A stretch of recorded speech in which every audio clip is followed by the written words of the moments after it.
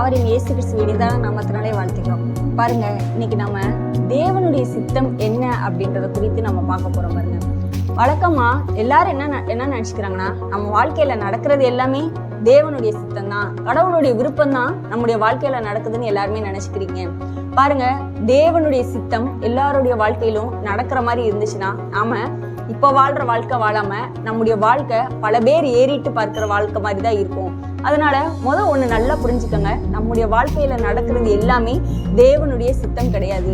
நாங்களும் கூட பாருங்க, முதல்ல என்ன நினைச்சிட்டு இருந்தோம்னா, ஆமா நடக்கிறது எல்லாமே தேவனுடைய சித்தம் தானே, அதான நம்ம வாழ்க்கையில நடக்கணும் அப்படின்னு சொல்லி நம்ம நினைக்கிறோம். ஆனா தேவனுடைய சித்தத்தை பத்தி அறிந்து கொள்ளணும்னா முதல்ல நம்ம எங்க போய் தேடணும்னா நம்ம வேதத்துலதான் தேடணும். பாருங்க, ஏன்னா வேதத்துலதான் தேவனுடைய சித்தம் என்ன என்பது தெளிவா போட்டிருக்கு. பாருங்க, அப்ப உங்க வாழ்க்கையில இப்ப நடந்து கொண்டிருக்கிறத வேத வசனத்தோட கனெக்ட் பண்ணி பாருங்க. வேத வசனம் என்ன சொல்கிறதுன்றத அதோட உங்க வாழ்க்கையை அதோட ஒத்து போய் வச்சு பாருங்க.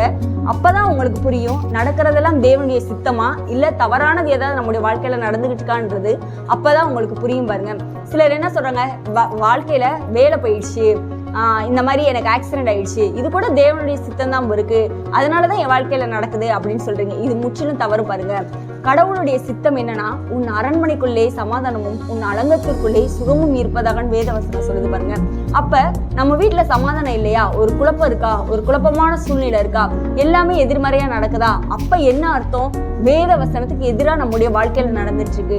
அப்ப என்ன பண்ணணும், அதுக்கு எதிர்த்து நிக்கணும். அப்ப எதிர்த்து நிக்கணும்னா என்ன சொல்லணும், வேத வசனம் என்ன சொல்லுது பாருங்க, பிசாசுக்கு எதிர்த்து நில்லுங்கள், தேவனுக்கு கீழ்ப்படிந்திருங்கள், அப்பொழுது பிசாசு உங்களை விட்டு ஓடி போவான் வேத வசனம் சொல்லுது. பாருங்க, அப்ப என் வாழ்க்கைக்குள்ள குழப்பமான சூழ்நிலையை கொண்டு வருகிற பிசாசை என் வாழ்க்கையிலிருந்து நான் எதிர்க்கிறேன்னு நீங்க சொல்லி அதுக்கு எதிர்த்து நிற்கும் பொழுது பாருங்க, உங்க வாழ்க்கையில சமாதானமும் சுகமும் உண்டாயிருக்கும். பாருங்க, இது மாதிரி ஒவ்வொரு வசனமா உங்க வாழ்க்கையில நடக்கிற சூழ்நிலைக்கு வசனம் சொல்றது கரெக்டான்னு சொல்லி ஒத்து போகுதான்னு பாருங்க.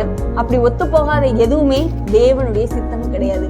அப்படி ஒத்து போச்சுன்னா அதுதான் தேவனுடைய சித்தம். பாருங்க, சிலர் சொல்றாங்க, எனக்கு படிச்சா வேலை கிடைக்கல, ஆனா நான் என்ன படிக்கனே தெரியல, நான் கொஞ்சம் இதா இருக்கேன், பின்தங்கி இருக்கேன், நான் ரொம்ப இன்ஃபீரியாரிட்டி காம்ப்ளெக்ஸா ஃபீல் பண்றேன் அப்படிலாம் நினைச்சுக்கிறீங்க. ஆனா வேத வசனம் என்ன சொல்லுது பாருங்க, தேவன் நம்மை சாலமோனுக்கு ஒத்தான ஞானம் நம்மளுக்கு உண்டாயிருக்குன்னு சொல்லி வேதவசனம் சொல்லுது. அப்போ எதுல குறைவா இருக்கீங்களோ அதுல தேவன் எனக்கு ஞானத்தை கொடுப்பார், தேவ ஞானம் எனக்குள் உண்டாக்கப்பட்டிருக்கு அப்படின்னு சொல்லி அந்த மாதிரி எடுத்து நீங்க சூழ்நிலையை மாற்றும் பொழுதுதான் தேவனுடைய சித்தம் நம்முடைய வாழ்க்கையில நடக்குது. பாருங்க, சிலர் சொல்றாங்க, நீங்க கடன் கொடுக்காத மாதிரி தான் தேவன் உங்களை வாழ வச்சிருக்காருன்னு நம்ம யார்ட்டையா சொன்னோம்னு வச்சுக்கோங்களேன், அவங்க என்ன நினைக்கிறாங்கன்னா, என்ன நீங்க உளறீங்க, இந்தியாவே கடன்ல தான் இருக்கு, மிகப்பெரிய பெரிய பெரிய தொழிலதிபர்கள் எல்லாருமே கடன் வாங்கிட்டு தான் இருக்காங்க அப்படின்னு சொல்லி நினைக்கிறாங்க.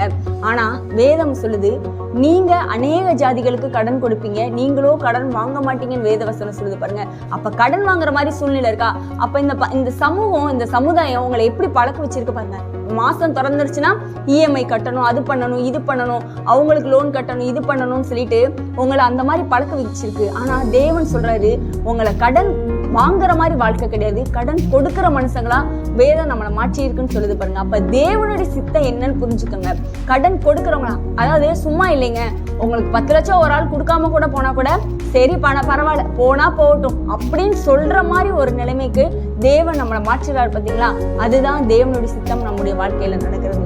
இதே மாதிரி ஒவ்வொரு சித்தத்தை பற்றியும் உங்க வாழ்க்கையில் நடந்து கொண்டிருக்கிற காரியங்களை தேவனுடைய சித்தத்தோட கம்பேர் பண்ணி வாழ்க்கையை நடத்துறதுக்கு பாருங்க. இன்னும் தேவனுடைய தொடர்ந்து வீடியோக்களை பாருங்க. கர்த்தர் உங்களை ஆசீர்வதிப்பாராக. ஆமென்.